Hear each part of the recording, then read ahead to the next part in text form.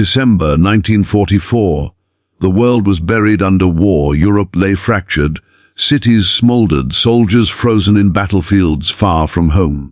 But in the heart of an American prisoner of war camp in the United States, something extraordinary was about to unfold, something no bullet, no chain, no flag could destroy, the quiet miracle of humanity. The Italian prisoners had been captured months earlier. Weary men torn from the sands of North Africa and the ruins of Italy's broken front lines. They lived behind barbed wire now, thousands of miles from their mothers, their wives, their children. Christmas had become just another date, a hollow reminder of everything they'd lost. But that night, under a cold December sky, the camp grew still. From the wooden barracks came a sound, faint at first, then swelling with warmth and harmony. American voices, soft yet strong, rose into the night air.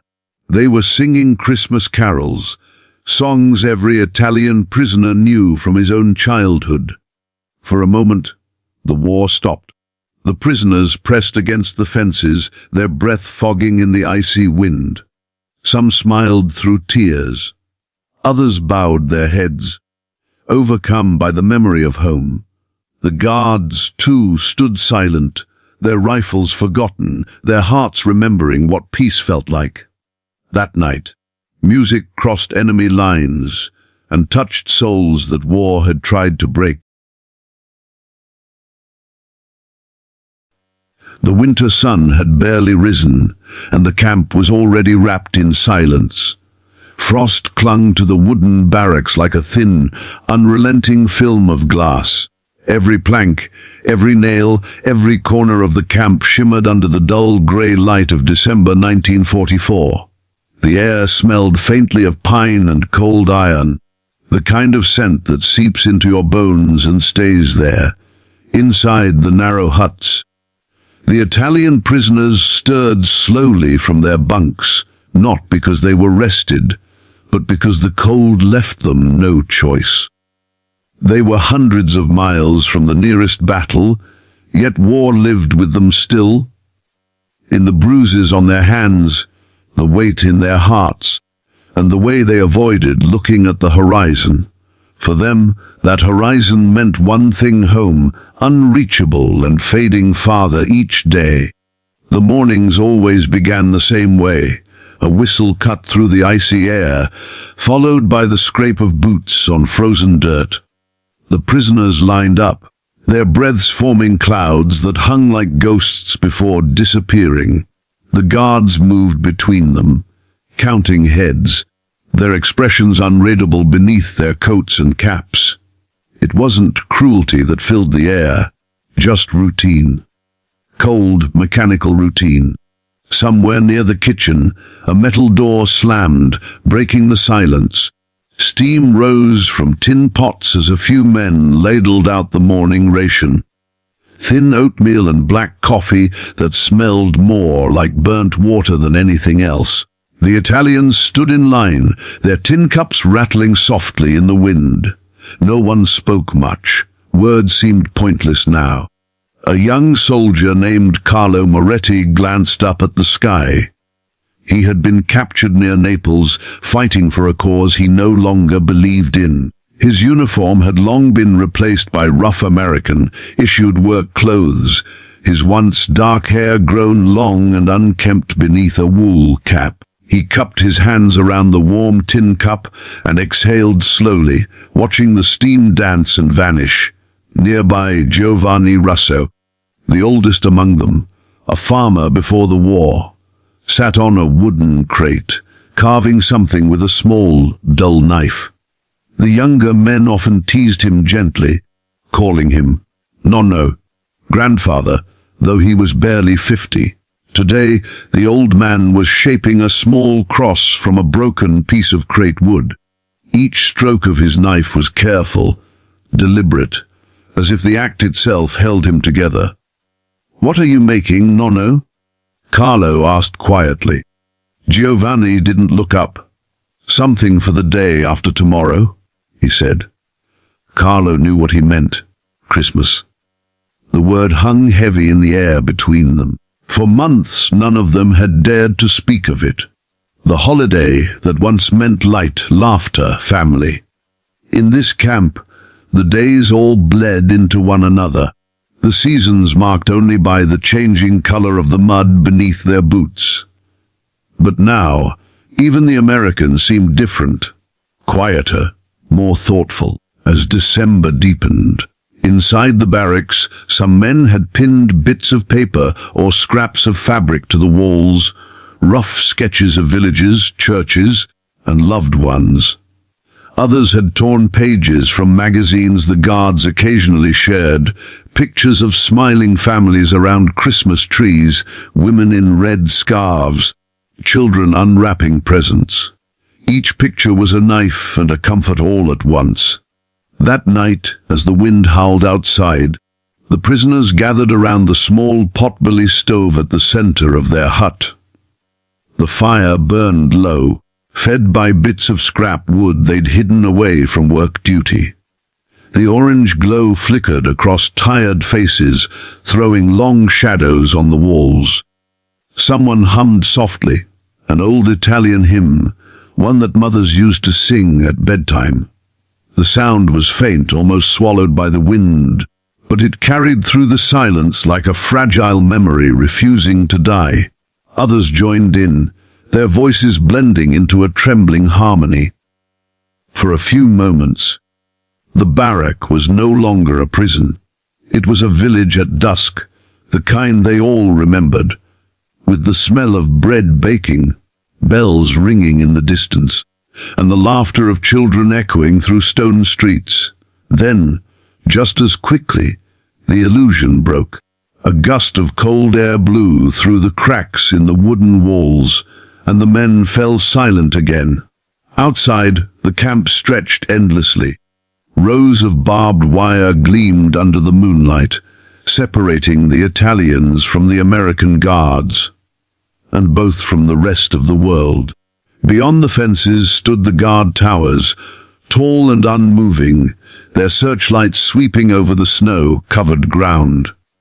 The guards weren't cruel men. Many were barely older than the prisoners themselves.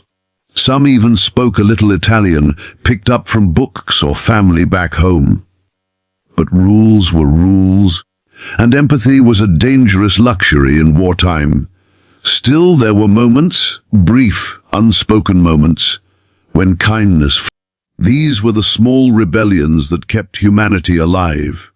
As Christmas drew closer, the camp seemed to hold its breath.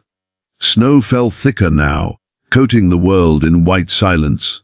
The Italians worked in near frozen fields, cutting wood and clearing paths. Every breath stung, every muscle ached, and yet a strange anticipation hung in the air. Not joy exactly, but something gentler. Carlo felt it most when he saw the small wooden cross Giovanni had finished. The old man had carved it with such care that the wood seemed to glow even in the dim light. He had tied a piece of wire around the top to hang it by the stove. "Do you think God still remembers us?" Carlo asked him one evening, his voice trembling. Giovanni smiled faintly. "God remembers everyone, even soldiers who forget themselves." Those words stayed with Carlo long after the lights went out. That night, he dreamed of home, of his mother kneading dough in the kitchen, of his sister laughing near the fire, of church bells ringing through the narrow streets of Naples. He woke up before dawn, tears freezing on his cheeks. Outside, the sky was painted in faint shades of silver and pink.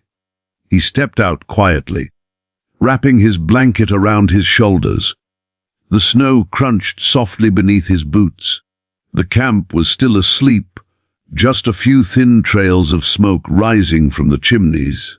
He stood near the fence, staring at the horizon. For the first time in months, he whispered softly in Italian, "Buon Natal, Mama." A single tear rolled down his face, lost in the cold. As the day went on, The prisoners gathered again for roll call. The Americans called out names, checking the lists, counting the men.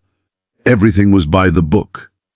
And yet, a certain softness crept into their voices that morning, maybe because they too knew what day was coming. Later, after the work shift, one of the guards, a young man named Corporal Ellis, approached the group with a small grin. From his coat pocket, he pulled out a tiny harmonica and began to play a tune. It was clumsy and simple, but instantly recognizable. "Oh, come, all ye faithful."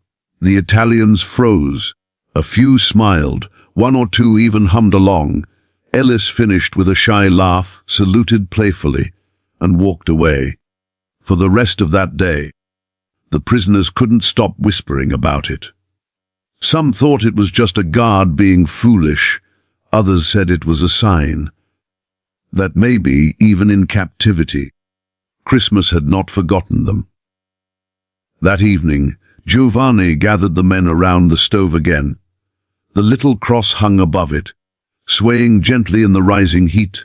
"My brothers," he said quietly, his rough hands folded together. "Tomorrow is Christmas Eve. We have no tree, no gifts, no church bells. But we have this," he pointed to the cross, "and we have each other. That is enough." No one argued. No one needed to. Outside, snow began to fall again, slowly, steadily, endlessly. It coated the roofs, the fences, the watchtowers, as if the world itself was being covered in forgiveness. The wind carried faint sounds from the other side of the camp. Laughter, voices, maybe even singing. The Italians listened in silence, hearts heavy yet somehow lightened. That night they slept with dreams not of war, but of home, of candles, churches, and warm tables. And though they were prisoners, they woke the next morning with a strange, unfamiliar feeling stirring inside them. Hope. The sun rose pale and golden, touching the frost on the wires until they shimmered like strings of light. The camp was still the same, harsh, grey, unforgiving, but something invisible had shifted. Even the guards noticed it. There was a quiet peace in the air that hadn't been there before. And as the Italians lined up once more for their morning ration, Carlo looked around and whispered, "Maybe Christmas still belongs to us." No one answered, but the faintest smile crossed Giovanni's face as he clutched his wooden cross. The camp remained cold, the fences still high, but in the hearts of those men, something had thawed. They didn't know it yet, but that small spark of warmth would soon ignite into something extraordinary. Because the night that followed, the night the Americans began to sing, would change everything.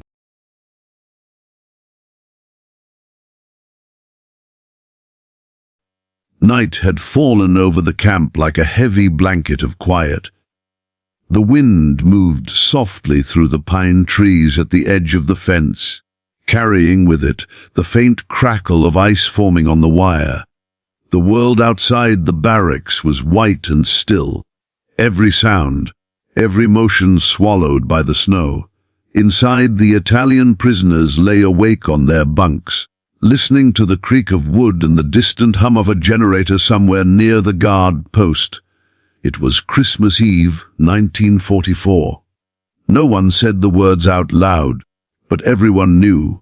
They felt it, in the air, in the silence, in the ache that came when memories refused to stay buried. Carlo Moretti sat near the small iron stove, rubbing his hands together for warmth. The fire inside was dying down to red embers.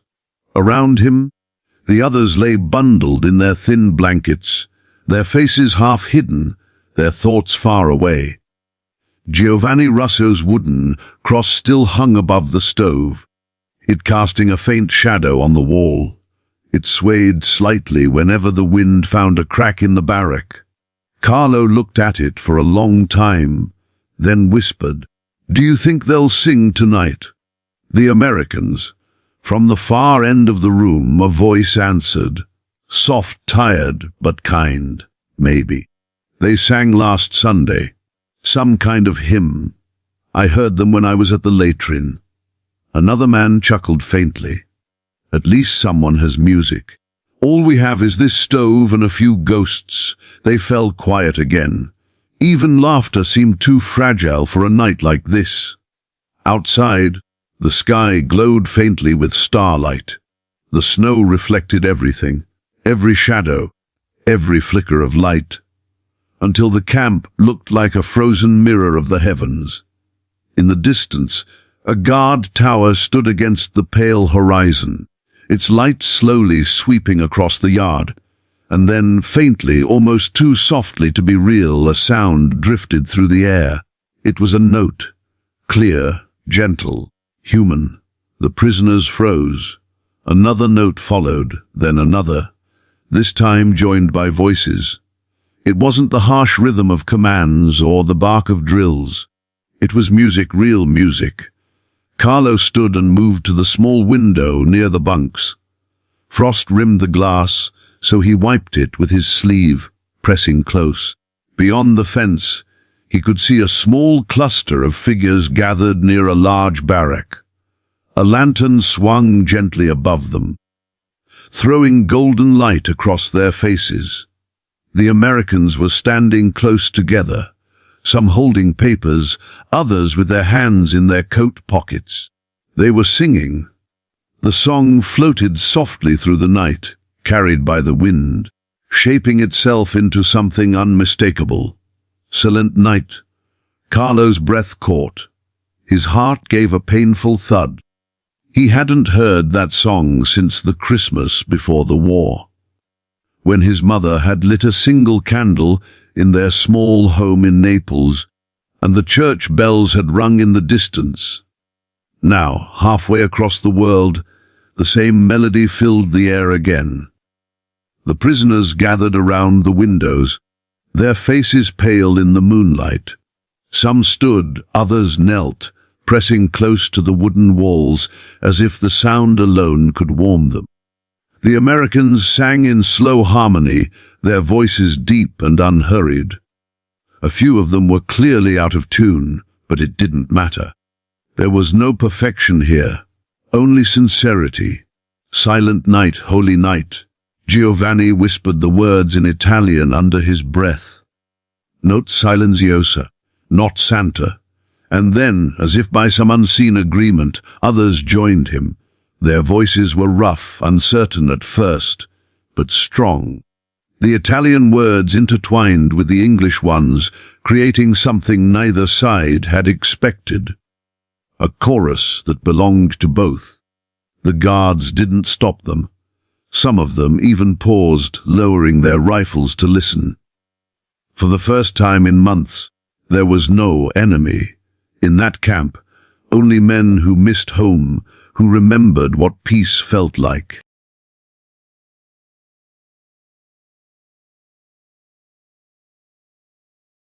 Carlo felt tears sting his eyes.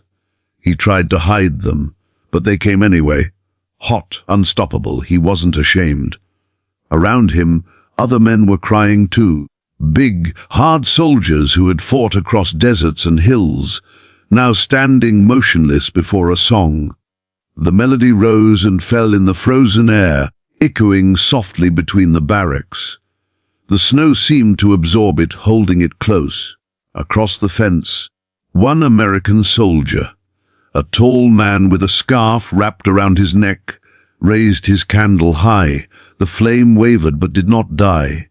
Others followed, until a row of tiny lights shone along the barrack line, flickering like stars against the dark. Carlo turned to Giovanni and whispered, "It's beautiful."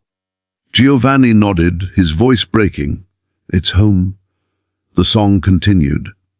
Verses came and went, the same tune sung in two languages, two accents, two histories. The prisoners pressed closer to the fence now, drawn by the sound.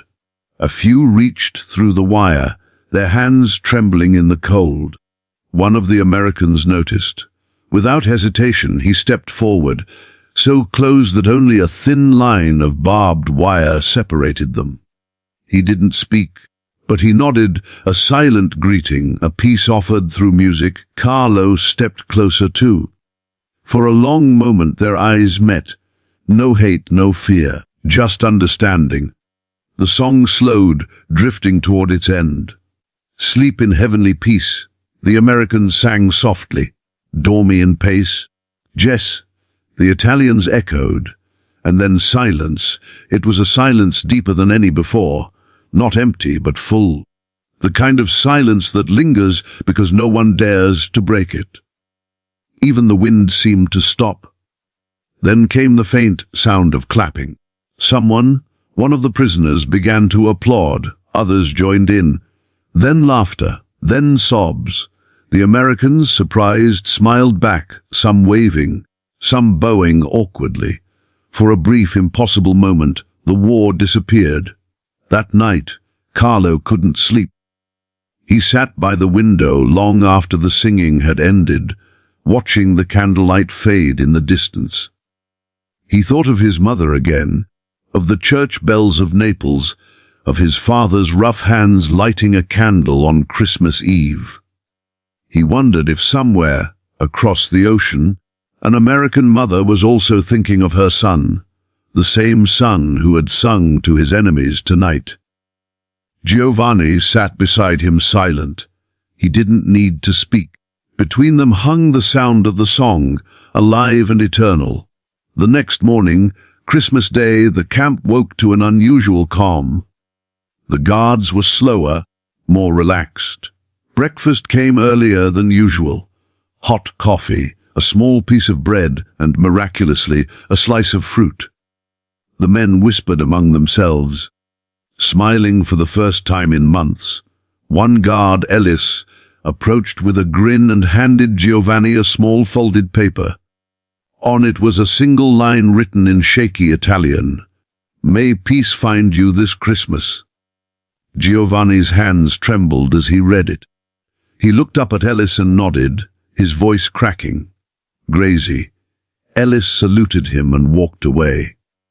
For the rest of that day something changed. The prisoners worked, but they hummed as they did, bits of Silent Night, Oh Holy Night, and even an old Italian folk tune. The Americans watched with quiet smiles. No one stopped them. Carlo felt lighter. He didn't know why exactly. The war still raged across the ocean. His country was still divided, his freedom still taken. Yet, somehow, the song had planted something in him that nothing could kill. A belief that maybe the world could be mended, note by note, heart by heart. That night, as darkness returned, he saw one of the guards standing near the fence again. It was the same man who had raised the candle. He waved. Carlo waved back. No words were exchanged. There was no need. Above them, the stars burned bright and cold, scattered like the notes of a song that would never fade. And somewhere, in that vast sky, perhaps the echoes of their voices, Italian and American, rose together, still singing, still reaching for peace.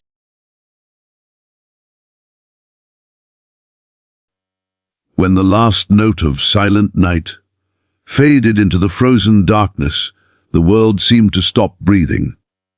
The snow had stopped falling, and the sky hung heavy with stars, thousands of them bright and silent, like watching eyes. For a long time no one moved. The Italians stood near the wire, motionless. The Americans, still gathered beside their lanterns, looked back across the frost-covered ground. It was as if the space between them, the strip of dirt and barbed wire that had divided enemy from enemy, had become something sacred. Carlo Moretti felt the warmth of tears on his cheeks, though the cold should have frozen them. He didn't bother wiping them away. Around him, men who had once shouted in battle, who had bled and cursed and broken under the weight of war, now stood in silence, their eyes shining in the dim light. They weren't soldiers anymore, not prisoners, not guards. They were simply men, lost sons of the same world, remembering what it meant to be human. Giovanni Russo stood just behind him, his hands trembling slightly as he held the small wooden cross against his chest. He closed his eyes and whispered something in Italian. A prayer, or maybe a thank you. His voice cracked halfway through, but he kept speaking, his words carried off by the wind. Across the fence, one of the Americans, a young man with a knitted cap pulled low over his brow, lowered his lantern and nodded toward the Italians. He didn't smile, didn't speak, but his eyes were kind. In that gesture, there was more peace than any treaty could have ever written. For a few long minutes, the night held its breath. Then, slowly, the soldiers began to move. The Americans returned to their barracks, still talking softly among themselves, their laughter faint but warm. The Italians lingered a little longer, unwilling to let go of what they had just felt. The music still echoed in their ears, faint fading but alive. Inside the barracks, the stove burned low. The men sat close together, not speaking much. The glow of the coals lit their faces, and the silence between them was comfortable, almost sacred. Carlo finally spoke, his voice barely above a whisper. I didn't think I'd ever hear that song again. Giovanni looked at him, his eyes glistening. It found us, he said softly, even here. Someone else muttered from the corner, maybe God remembered us after all. They all nodded. None of them were particularly religious anymore. The war had burned too much out of them for easy faith. But tonight, something larger than belief had moved among them. It wasn't just God they felt. It was each other. Carlo looked around at the faces in the dim light, men he'd lived beside for months, worked beside, starved beside. Men who had been strangers, then comrades, then family. Their cheeks were lined, their eyes hollow, their uniforms threadbare. But tonight every one of them looked alive. Outside, the guards walked their usual patrols. Their boots crunched in the snow, their rifles glinted in the moonlight. Yet somehow, the camp didn't feel like a prison anymore. Something invisible had passed between those fences, and no wire could keep it out. As the night deepened, a soft wind began to move again, carrying faint traces of pine and smoke. Carlo rose quietly, wrapping his blanket around his shoulders, and stepped outside. The cold hit him immediately, sharp and biting, but he didn't care. The air was too still, too clear to stay inside. He walked to the edge of the barrack yard, where the fence met the open field. Beyond it, the snow stretched endlessly toward the dark trees. The lanterns were still burning faintly near the American quarters, their glow reflected in the frost like tiny golden stars. He stood there, staring, lost in thought. Behind him, Giovanni joined him wordlessly, his breath forming clouds in the air. For a long time, neither of them said a word. Then Giovanni whispered, "When I get home, I'll tell them about this night." Carlo turned. "You think we'll go home?" The old man smiled faintly. "We have to. Someone has to tell them that even in war, we found peace once." The word stayed with Carlo when dawn finally came. The camp was bathed in silver light. The snow had hardened overnight, crunching beneath their boots as they lined up for roll call. The guards looked tired but strangely calm. One of them, Corporal Ellis, met Carlo's eyes briefly and nodded just once before turning away. It wasn't much, but it was something. Breakfast that morning was better than usual. The prisoners received an extra piece of bread, a slice of apple, and a cup of coffee that actually tasted of coffee. They didn't ask why. They didn't need to. Everyone knew it was Christmas. After the meal, the men gathered again inside the barrack. Giovanni placed the wooden cross on the center table, and someone had managed to find a small string, perhaps from an old uniform, to tie a bit of red cloth to it, like a ribbon. It wasn't much, but it turned that rough wooden piece into something almost holy. They prayed together, not as soldiers or captives, but as men desperate for home. Their words were soft, their heads bowed. Even those who didn't believe still stayed silent, out of respect for the others. Then, unexpectedly, from outside came a sound, laughter, deep and genuine. The Americans again. The Italians turned toward the window. Across the yard, the guards were gathered near their own tables, sharing food, passing cigarettes. One of them, the man with the harmonica, began to play again, this time a livelier tune. The Italians smiled. It wasn't a hymn now, but something cheerful, something that made the air seem less heavy. Carlo found himself tapping his fingers to the rhythm on the wooden table. The hours passed slowly. The camp still had its rules. Work, clean up, watch duty. But that day, it all felt different. The shouting was less harsh, the orders quieter. Even the guards seemed unwilling to break the fragile calm that had settled after the carols. In the afternoon, the prisoners were allowed a short walk along the fenced path near the trees. The snow glittered under the sun, and for the first time, it felt beautiful instead of cruel. Carlo bent down, scooping a handful into his palm, watching it melt slowly. Giovanni walked beside him, humming the same song from the night before. One of the guards, Ellis again, passed close to the fence and paused. He looked around to make sure no one was watching, then reached into his coat pocket and tossed something toward Carlo. It landed softly in the snow. Carlo picked it up, a small paper, wrapped parcel. Inside was half a chocolate bar, broken and a little melted. He looked up, stunned. Ellis smiled slightly and mouthed the words, "Merry Christmas."